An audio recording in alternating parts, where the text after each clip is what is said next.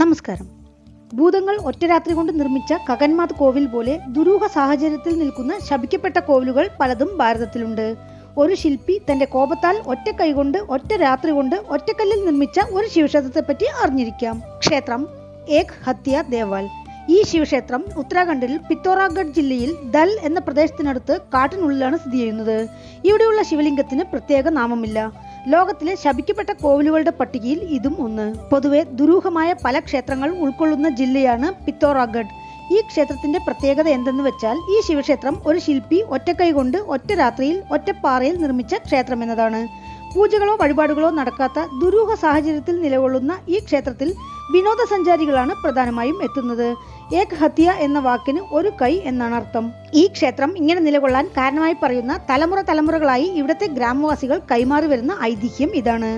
പിത്തോറാഗഡ് ജില്ലയിലെ 2 ഗ്രാമങ്ങളാണ് അൽമിയാനും ബൽത്തിറും. അവയ്ക്കിടയിൽ കാടിനുള്ളിൽ സ്ഥിതി ചെയ്യുന്ന ഒരു വലിയ പാറയാണ് ബോലിയാച്ചിഡ്. ഈ പ്രദേശത്ത് ഒരു പ്രശസ്തനായ ശില്പി ജീവിച്ചിരുന്നു. ഒരു നാൾ ഒരു അത്യാഹിതത്താൽ ശില്പിയുടെ ഒരു കൈ നഷ്ടപ്പെട്ടു. ഇനി എങ്ങനെ ശില്പങ്ങൾ ചെയ്യും എന്ന് അസൂയാലുക്കളായ ഒരു വലിയ വിഭാഗം ജനങ്ങൾ അദ്ദേഹത്തെ പരിഹസിച്ചു. അതുമാത്രമല്ല, അദ്ദേഹത്തിന് പുതിയ കരാറുകൾ കൊടുത്തതുമില്ല. ഈ പരിഹാസത്തെ മറികടക്കാൻ ശില്പി തന്റെ ഉളിയും ചുറ്റുകയും എടുത്ത് ഒറ്റ കൈകൊണ്ട് ഒറ്റക്കല്ലിൽ ഒറ്റ രാത്രി കൊണ്ട് ഈ ചെറിയ ശിവക്ഷേത്രം നിർമ്മിച്ചു എന്നാണ് കഥ.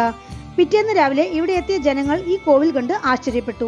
പക്ഷെ ശില്പി എങ്ങോട്ട് പോയെന്ന് ആർക്കും അറിയില്ല. വേറൊരു കഥ പ്രകാരം ഇവിടെ ജീവിച്ചിരുന്ന പ്രശസ്തനായ ശില്പി പല ക്ഷേത്രങ്ങളും രാജാവിന്റെ കൊട്ടാരവും നിർമ്മിച്ചു കൊടുത്തപ്പോൾ ദുഷ്ടനായ രാജാവ് ഇനി ശില്പി എവിടെയും ഇങ്ങനെ നിർമ്മിക്കാൻ പാടില്ല എന്ന് ചിന്തിച്ച് ശില്പിയുടെ ഒരു കൈ വെട്ടിക്കളഞ്ഞത്രേ.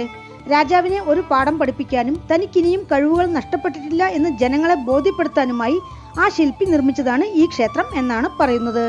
ഏകദേശം 1000 വർഷങ്ങൾക്ക് മുമ്പ് ഭാരതത്തിന്റെ ഒരു ഭാഗം കത്യൂർ സാമ്രാജ്യം ഭരിച്ച കാലത്തായിരിക്കാം ചെറിയ ഗോപുരത്തോടെയുള്ള ഈ ക്ഷേത്രം നിർമ്മിക്കപ്പെട്ടത് എന്നാണ് അനുമാനം.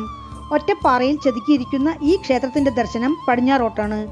ഒരേ ഒരു മുഖമണ്ഡപവും ഗർഭഗൃഹവും ഉൾക്കൊള്ളുന്ന ഈ ക്ഷേത്രത്തിനുള്ളിലെ ശിവലിംഗവും പാറയിൽ തന്നെ ചെതുക്കിയതാണ്. അതുമാത്രമല്ല, ശിവലിംഗത്തിന്റെ ദർശനവും പടിഞ്ഞാറോട്ടാണ്. കാട്ടുവഴിയിലൂടെ ഒരുപാട് നടന്നു വേണം ക്ഷേത്രത്തിലെത്താൻ. പൊതുവെ ഭാരതത്തിന്റെ വടക്ക് പ്രദേശങ്ങളിൽ കിഴക്കും വടക്കും ദർശനമായാണ് ശിവക്ഷേത്രങ്ങൾ കണ്ടുവരാറ്. ഈ ശില്പി തന്റെ കോപത്താലും ദുഃഖത്താലും തിരക്കായതിനാലും രാത്രിയായതിനാലും ശരിയായി പൂജാവിധികൾ ശ്രദ്ധിക്കാതെ ശിവലിംഗം പടിഞ്ഞാറ് ദർശനമായി നിർമ്മിച്ചിരിക്കാം എന്നാണ് പൊതുജന അഭിപ്രായം. അതിനാൽ ഈ ശിവലിംഗത്തെ പൂജിക്കുന്നത് നിർഭാഗ്യങ്ങൾ വിളിച്ചു വരുത്തും എന്നതാണ് ഇവിടെയുള്ള ഗ്രാമവാസികളുടെ പ്രബലമായ വിശ്വാസം.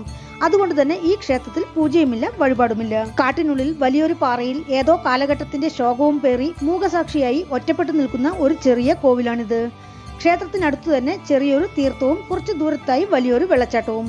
ദുഃഖം ഘനീഭവിച്ചുള്ള ഈ ക്ഷേത്രത്തിന്റെ നിൽപ്പ് കാണുമ്പോൾ ശില്പിയുടെ കഥയിൽ സത്യമില്ലേ എന്ന് ആർക്കും തോന്നിപ്പോകും. ക്ഷേത്രത്തിന് പ്രത്യേകിച്ച് വാതിലുകളൊന്നുമില്ലാത്തതിനാൽ ക്ഷേത്രം എപ്പോഴും തുറന്നിരിക്കും. 6 അടി ഉയരത്തിലും 10 അടി വീതിയിലുമാണ് ഗർഭഗൃഹം നിർമ്മിച്ചിരിക്കുന്നത്. ശപിക്കപ്പെട്ട കോവിൽ എന്ന് വിശ്വസിക്കപ്പെടുന്നതിനാൽ പരിപാലനമില്ലാതെ കിടക്കുന്ന കോവിലും കൂടെയാണിത്. ക്ഷേത്രത്തിലേക്ക് എത്തുവാൻ ദൽ എന്ന ഗ്രാമത്തിൽ നിന്ന് 6 കിലോമീറ്റർ, പിത്തോറാഗഡിൽ നിന്ന് 70 കിലോമീറ്റർ. അടുത്തുള്ള റെയിൽവേ സ്റ്റേഷൻ തനക്പൂർ. അടുത്തുള്ള വിമാനത്താവളം നൈനി സൈനി എയർപോർട്ട്. വീണ്ടും അടുത്ത വീഡിയോയിൽ കാണാം. നന്ദി.